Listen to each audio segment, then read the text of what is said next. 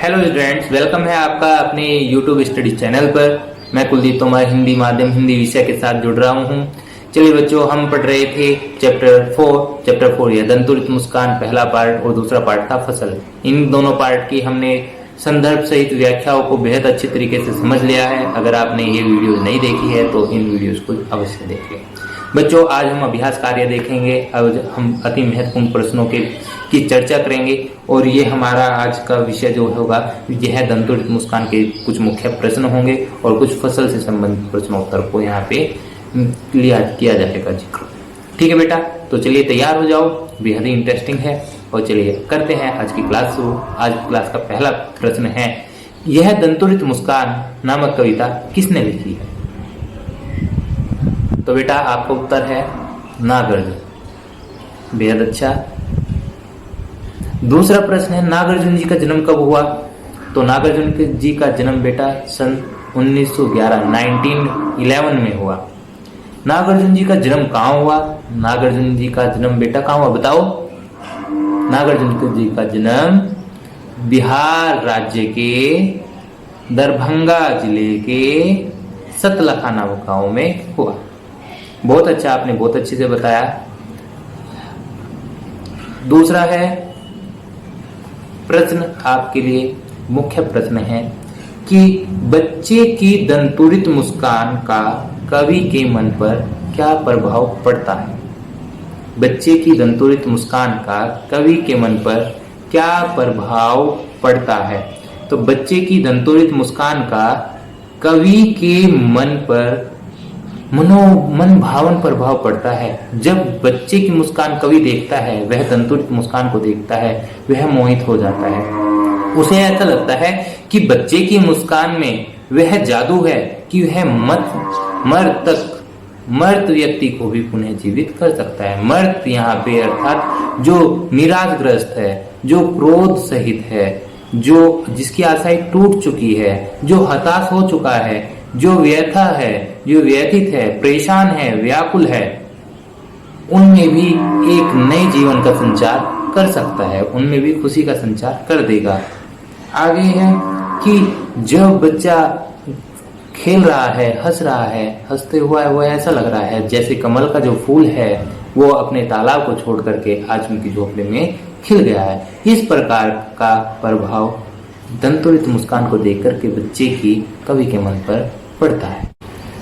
और कवि कहता है कि कितना भी कठिन से कठिन, कितना भी कठोर से कठोर हृदय वाला अगर व्यक्ति है और अगर तुम्हारी ये दंतुरित मुस्कान को, बच्चे की दंतुरित मुस्कान को देख लेता है, वह भी पत्थर व्यक्ति शीतल जल के समान तरल हो जाएगा, अर्थात पिघल जाएगा।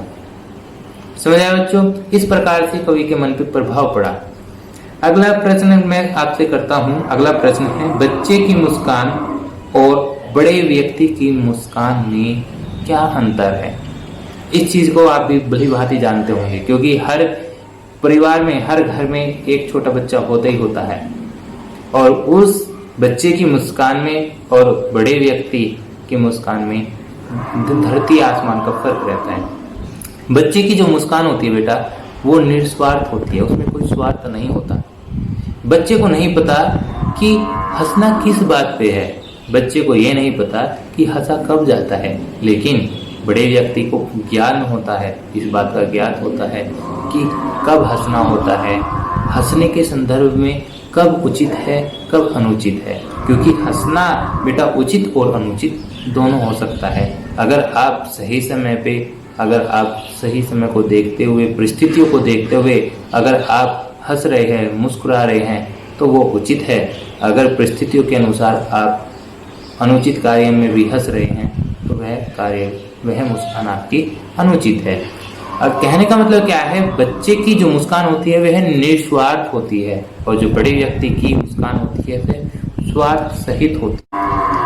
बड़ा व्यक्ति क्या होता है? परिपक्व होता है बेटा। बड़ा व्यक्ति परिपक्व होता है, वह समय और परिस्थितियों के अनुसार मुस्कुराता है या अपनी मुस्कुराहट पर नियंत्रण कर लेता है।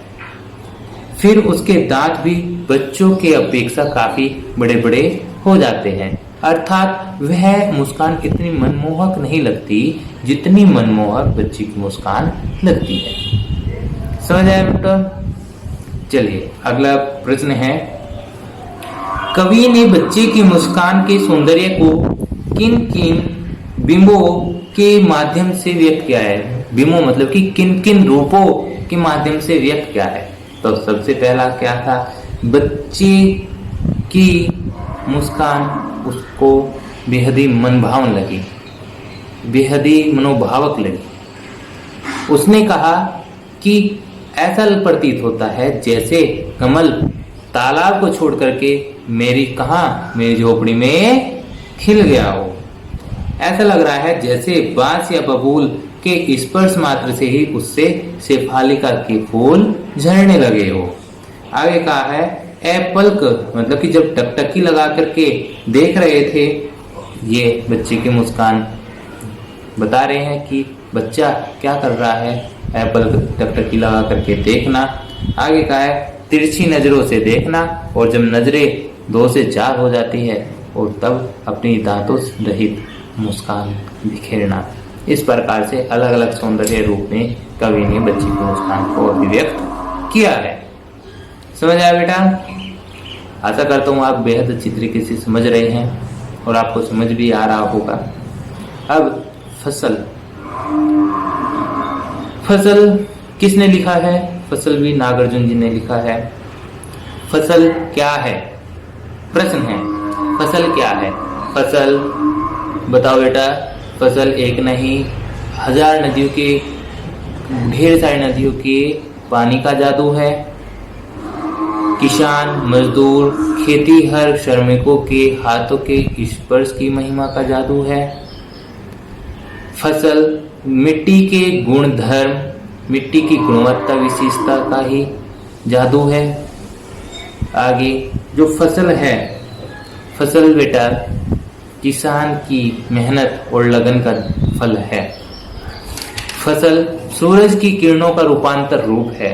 फसल हवा के बहाव से जो लहराता खेत खलियान है, वह फसल है। आगे बेटा, कविता में फसल उपजाने के लिए आवश्यक तत्वों की बात कही गई है। वे आवश्यक तत्व कौन कौन से हैं? बेहद ही इंपॉर्टेंट क्वेश्चन है। तो वे आवश्यक तत्व क्या है? पृथ्वी, पानी, हवा, जल के साथ साथ मानव का परिश्रम, किसानों की लगन और मजदूरों की मेहनत का योगदान ही फसल है। अगर इनका विशेष योगदान न मिले बेटा तो फसल उपजाऊ नहीं हो सकती, फसल नहीं उग सकती। समझ आया बेटा आपको? आज के लिए इतना ही। बने रहिए हमारे साथ। इन प्रश्नों के PDF पाने के लिए आप हमारे टेलीग्राम चैनल को ज्वाइन कीजिए। टेलीग्राम चैनल को ज्वाइन करने के लिए आपको डिस्क्रिप्शन बॉक्स में लिंक मिलेगा। उस लिंक का यूज करके आप हमारे टेलीग्राम चैनल से जुड़ सकते हैं।